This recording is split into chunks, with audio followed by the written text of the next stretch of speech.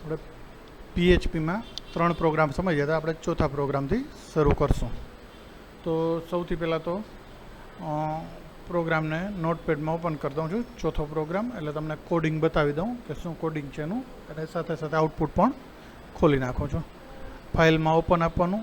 સેવ કરેલું છે ઓલરેડી, મેં પહેલા પ્રોગ્રામમાં તમને સમજાવ્યું તો એવી રીતના સીમાં, ઝેમ્પમાં, HT ડોક્સમાં, સ્લોક 9734 વાળા ફોલ્ડરમાં સેવ છે. એમાં અહીંયા .txt લખેલી છે, જ્યાં ટેક્સ્ટ ડોક્યુમેન્ટ અહીંયા ક્લિક કરીને ઓલ ફાઇલ કરો એટલે બધી PHP વાળી ફાઇલો પણ બતાવશે. નહીં તો ટેક્સ્ટ ફાઇલ બતાવે નોટપેડની, અહીંથી ઓલ ફાઇલ કરવું પડે એટલે તમને બધી ફાઇલ બતાવે. એવી જ રીતે સેવ કરવા ટાઈમે પણ અહીં ઓલ ફાઇલ કરીને તમારે ફાઇલનું નામ .php કરીને પ્રોગ્રામ ટાઈપ કરો ત્યારે સેવ કરવાનું રહે, યાદ રાખજો બધાય. તો ચોથો પ્રોગ્રામ આપણે ખોલીએ. તો ચોથો પ્રોગ્રામ ઓપન કર્યો. ઇફ એલ્સ વાળો જ પ્રોગ્રામ છે, ઇફ એલ્સ નો પ્રોગ્રામ છે કન્ડિશનનો. હવે પહેલાં એનું આઉટપુટ પણ બાજુમાં ખોલી લઉં એટલે તમને ખ્યાલ આવે કે આઉટપુટ શું છે એ. તો આઉટપુટ ખોલવા માટે local host /slok 9347/p4.php enter મારું એટલે પ્રોગ્રામ ઓપન થઈ ગયો. અહીં લખેલું આવી ગયું એક્ઝામ્પલ ઓફ ઇફ એલ્સ અને માય એજ ઇઝ 21 એવું, બરાબર. હવે આને હું નાનું કરું થોડુંક એટલે દેખાય તમને, બરાબર. ત્યાર પછી નોટપેડમાં અહીં બાજુમાં પ્રોગ્રામની કોડિંગ ખોલીને બતાવી દઉં. બાજુમાં કોડ ખુલ્લો રાખું છું. હવે કોડિંગમાં HTML હેડ ટાઇટલમાં ઇફ એલ્સ લીડર લખ્યું તો અહીં ટાઇટલ બારમાં ઉપર આવી ગયું. ત્યાર પછી H4માં અલાઇન ઇક્વલ ટુ સેન્ટર, સેન્ટરમાં CENTER અને પછી એક્ઝામ્પલ ઓફ આ લખ્યું જ છે એ H4માં અલાઇન સેન્ટરમાં આવશે. જોઈએ આપણે તો આવી ગયું છે. સેન્ટરનો સ્પેલિંગ ખોટો હતો, લાગડ આવતું હતું, જેવો સુધાર્યો એટલે એ વચ્ચે આવી ગયું. અહીંયા H4ના બદલે તમે H2 પણ કરી શકો તો મોટા અક્ષર આવશે.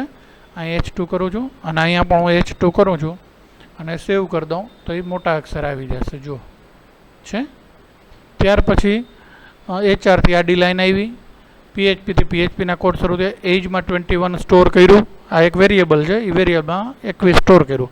હવે પૂછે છે કે જો લેસ ધેન ઇક્વલ ટુ 10 હોય એટલે કે 10થી ઓછું હોય તો શું લખેલું હોય, eco my age is am કરીને જે એજ છે 10થી નીચે હોય તો જે એજ હોય લખેલી આવે અને પછી લખેલું હોય એન્ડ આઈ એમ ચાઇલ્ડ. પણ આપણે 21 છે એટલે આ કામ નહીં કરે. પછી એલ્સિફમાં જશે. એલ્સિફમાં કે 11થી વધુ ને 20થી નીચે હોય તો શું લખેલું છે, માય એજ ઇઝ કરીને એજ લખેલી આવશે એન્ડ આઈ એમ યંગ લખેલું આવશે. પણ અહીંયા તો 21 છે એટલે આ 11થી ઓછા ને 11થી વધુ ને 20થી ઓછા લાગુ નહીં પડે એટલે એના પછીનું એલ્સ વાળું આવશે. કે નહીં તો શું, તો નહીં તો સીધું કે માય એજ ઇઝ કરીને એજ લખેલું આવશે ને આઈ એમ એડલ્ટ એવું લખેલું આવશે. તો એ આવી ગયું ડાયરેક્ટ. તો એ ક્યારે આવે, 20થી વધુ હોય તો, બરાબર. 20થી ઓછા હોય તો આવત. ચેક કરીએ આપણે. અહીં 21 છે, અહીંયા સૌથી પહેલાં 9 કરી નાખું છું. ખાલી હું 9 લખી અને સેવ કરું છું તો અહીંયા શું આવે, પહેલું જ આવી જાય ને લેસ ધેન 10 વાળું. તો શું આવશે, આઈ એમ ચાઇલ્ડ એવું લખેલું આવી જશે. રિફ્રેશ આપું છું, આવી ગયું છે. માય એજ ઇઝ 9 અને આઈ એમ ચાઇલ્ડ એવું લખેલું અહીં આવી ગયું. ક્લિયર? ઝૂમ કરીને તમને બતાવું એટલે ખ્યાલ આવે. જો છે my age is 9 and I am child એવું લખેલું છે ત્યાં. ફરીથી બદલાવું છું એજને, અહીં 9ને બદલે હવે 14 કરું છું, સેવ આપું છું તો યંગ લખેલું આવશે ત્યાં છે. માય એજ ઇઝ 14 યંગ શું કામ, તો 11થી વધુ છે અને 20થી ઓછા છે એટલે આ યંગવાળું સેન્ટેન્સ આવ્યું. હવે હું 20થી અબાવ કરું છું, કોઈ પણ 21, 22 કોઈ પણ કરું છું, 20થી ઉપર તો એ લખેલું આવી જાય છે કે my age is 22 and I am adult, બરાબર છે. તો આ રીતના તમે તમારી ઈચ્છા મુજબનું ઇફ અને એલ્સ ઇફથી આઉટપુટ લઈ શકો છો. આ એક એક્ઝામ્પલ પ્રોગ્રામ છે, આના પરથી તમે ગમે એટલા ઇફ એલ્સવાળા પ્રોગ્રામ બનાવી શકો છો. ક્લિયર? Program number 4. હવે પ્રોગ્રામ નંબર 5 લઈએ આપણે. ફાઇલમાં ઓપન આપું છું, કોડિંગ 5મા પ્રોગ્રામનું ઓપન કરું છું. આ 5મા પ્રોગ્રામનું કોડિંગ છે ને એનું અહીંયા આઉટપુટ લઈ લઉં છું. 5મા પ્રોગ્રામ માટે અહીં P5 છે તો અહીં P5 કરી અને એન્ટર મારીશ એટલે 5મા પ્રોગ્રામનું અહીંયા આઉટપુટ આવી ગયું. હવે 5મો પ્રોગ્રામ કહેવાનો છે તો આપણે જોઈશે અહીંયા તો શરૂઆતમાં ટાઇટલ બારમાં ટાઇટલ આવે, આ P4 અલાઇનમાં સેન્ટર છે, સેન્ટરનો સ્પેલિંગ ખોટો છે, ટાઈપિંગમાં મિસ્ટેક છે, ચેક સુધારો કરું છું એટલે સેન્ટરમાં વહી જશે. લેફ્ટ છે એ રિફ્રેશ આપું તો આવી ગયું સેન્ટર છે.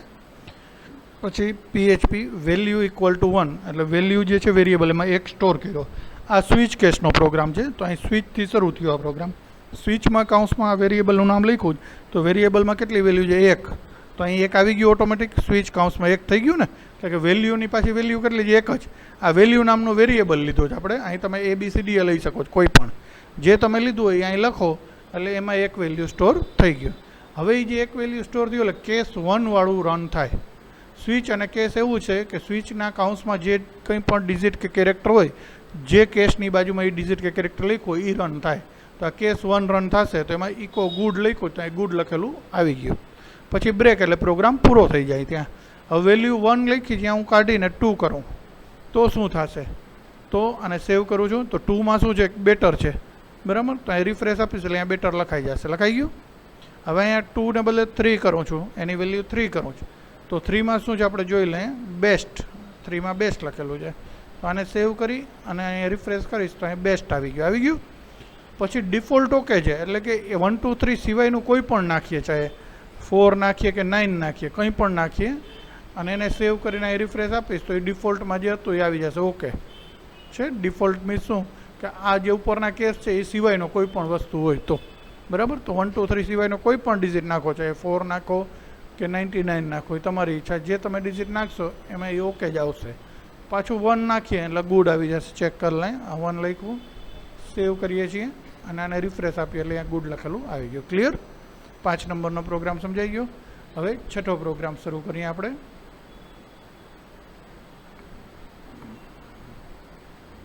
છ નંબરનું. તો 6 નંબરનું કોડિંગ સ્ટાર્ટ કર્યું. અહીંયા 6 નંબરને રન કરી દઉં. 6 લોકલ સ્લેશ ફોલ્ડરનું નામ સ્લેશ આપણી PHP ફાઇલનું નામ. તો અહીંયા આવી ગયું. આમાં પણ સેમ ઉપર સેન્ટર વાળો સ્પેલિંગ કોપી પેસ્ટ કર્યો હશે એટલે બધામાં મિસ્ટેક આવેલી છે. તો સેવ કરી દઉં. અહીંયા રિફ્રેશ આપીશ તો એ વચ્ચે આવી ગયું છે, સેન્ટર લાઈન થઈ ગયું. ત્યાર પછી આમાં શું છે, માય નંબર કરીને એક વેરિયેબલ લીધો છે, એમાં 1 સ્ટોર કર્યું છે. વાઇલ લૂપ હોય કે જેની વડે એકને એક કાર્યો વારે વારે આપણે કરી શકીએ. વાઇલમાં અહીં લખ્યું my number less than 5 less than equal to 5. My નંબરમાં જ્યાં સુધી 5 કે તેથી ઓછા હોય ત્યાં સુધી શું થાય, તો આ કરલી બ્રેકેટથી આ કરલી બ્રેકેટ વચ્ચેનું જે છે એ રન થાય જ રાખે. તો અહીં લખ્યું માય નંબર ઇઝ કરીને નંબર, તો અટાણે કેટલું છે 1, તો અહીં 1 લખેલું આવે તો આવી ગયું માય નંબર ઇઝ 1 એવું. પછી શું કહે કે માય નંબરમાં એક પ્લસ થઈ જાય, my number equal to my number plus 1. તો 1 હતા અને +1 કરી એટલે 2 થયા. એમાં એ 5 કરતાં હજી ઓછા છે 2 છે એ, એટલે ફરીથી આ પ્રિન્ટ થશે માય નંબર ઇઝ કરીને 2. ફરીથી એમાં એક ઉમેરાશે એટલે 3 થશે. ઉપર જશે વાઇલમાં ચેક કરશે કે ભાઈ 3 થી ઓછા જ છે એટલે પાછું ફરીથી આ રન થશે અને આ પ્રિન્ટ થશે તો માય નંબર ઇઝ 3 લખેલું આવશે. ફરીથી એમાં એક ઉમેરાશે એટલે માય નંબરમાં 4 આવી જશે. એ 4 પાછા અહીં ચેક કરશે કે ભાઈ 5 થી ઓછા જ છે એટલે ફરીથી 4 પ્રિન્ટ અહીં થશે. એવી રીતે 5 થશે એ પ્રિન્ટ થશે કારણ કે ઇક્વલ ટુ એ લખ્યું છે 5 કે તેથી ઓછા એમ. હવે જ્યારે 6 થશે આની અંદર 6 થશે એક એક એડ થતા ત્યારે સ્ટોપ થઈ જશે કારણ કે 5 થી ઓછા નથી 6 એટલે પ્રોગ્રામ પૂરો થઈ જશે ત્યાં. એટલે આ રીતના 1 થી 5 આવ્યો. હવે આપણે 5ની નથી આપણે 10 લેવા જ, તો અહીંયા 5 ને બદલે 10 કરી નાખો એટલે 1 થી 10 આવી જશે. એના માટે બીજે કંઈ ચેન્જ કરવાની જરૂર નથી કારણ કે 10 સુધી ન થાય ત્યાં સુધી આ લૂપ પરે રાખે તો ઓટોમેટિક 10 વાર પ્રિન્ટ કરી દેશે. બરાબર છે. જ્યારે આ ખરેખર એમને સિમ્પલ રીતે લખવું હોય તો આપણે ઇકો કરીને આ 1 2 3 એમ 10 લાઈન લખવી પડે. એ ન લખવી પડે એના માટે જ આ વાઇલ છે એ વર્ક કરે, લૂપ છે કે ભાઈ જ્યાં સુધી 10 ન થાય ત્યાં સુધી આ પ્રિન્ટ કરે. એવું નથી કે આ ડિજિટ જ અહીં આપણે પ્રિન્ટ કરાવો, તમારે જે અહીં પ્રિન્ટ કરાવવું એ કરાવી શકો છો. આ માય નંબર ઇસ લખ્યું છે અહીંયા સાથે સાથે અહીં BR પછી મારે કંઈ પણ આપવું છે સાથે તો BRની પહેલાં લખવું છે પછી લખવું છે લખી શકું. જેમ કે હું અહીં GCC લખું અને સેવ કરવું છે તો શું થશે તો ચેક કરીએ તો પહેલું એમને આ પ્રિન્ટ થશે, પછી BR પછી નવી લાઇનમાં GCC પ્રિન્ટ થશે એટલે કે બીજી લાઇનથી. ચેક કરીને તમને બતાવું, રિફ્રેશ આપવું છે બીજી લાઇનથી GCC આવ્યું. સમજાણું. અને એક લાઇન વધારેમાં શું કામ આવ્યું તો લાસ્ટમાં BR છે પછીનું GCC છે એટલે અહીંથી BR થઈને GCC પ્રિન્ટ થયા પછી જ અહીં એક ઉમેરાણો હશે. એટલે આ જ GCCને હું આગળ લખું પાછળ લખું જ્યાં લખું ત્યાં હું લખી શકું છું, અથવા આના પછી હજી મારે BR પાછું લખવું જાય કે અહીંયા BR હું પાછું લખું છું. તો આનો અર્થ શું થશે, આ BRનો અર્થ એક લાઇન બ્રેક થઈ જશે એટલે કે જીસીસી પછી એ પાછી નીચેની લાઇનમાં બધું આવશે. એટલે એક વાર નામ આવશે, એક વાર નંબર આવશે, એક વાર જીસીસી આવશે. છે નંબર 1 2 3 10 લાસ્ટ એન્ડ નીચે જીસીસી. એવું કાંઈક 2 બીઆર મૂક્યું. આ બીઆર પછી જીસીસી નીચે આવે અને એના બીઆર પછી આ નવો નંબર જ્યારે આવે ત્યારે એ નીચે આવે. એના માટે છે. ક્લિયર? તો આ રીતના તમે એડિટિંગ કરીને જોઈ શકો છો. 6 પ્રોગ્રામ આપણે ક્લિયર કર્યા. આજે આટલું રાખીએ 6 સુધીનું.